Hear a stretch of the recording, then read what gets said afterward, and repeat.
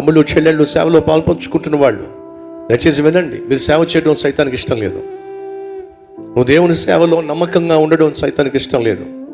నువ్వు దేవుని సేవలో ప్రయాసపడి ముందుకు సాగడం సైతానికి ఇష్టం లేదు.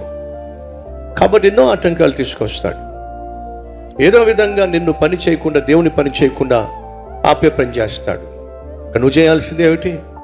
పని ఇచ్చినవాడు దేవుడు కనుక దేవుని పని, దేవుని చిత్త ప్రకారం నేను చేసుకుంటూ ముందుకు సాగాల్సిందే. ఆగిపోవడానికి వీల్లేదు. మధ్యలో ఫుల్ స్టాప్ పెట్టడానికి వీల్లేదు, కామా పెట్టడానికి వీల్లేదు. ఖచ్చితంగా నువ్వు తీర్మానం తీసుకోవాలి.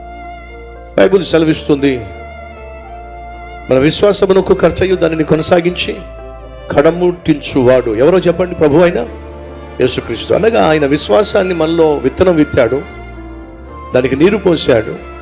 ఆ విత్తనం కాస్త మొక్క అయింది, ఇప్పుడు ఫలిస్తుంది. అది దేవుడు చూడాలని ఆశపడుతున్నాడు.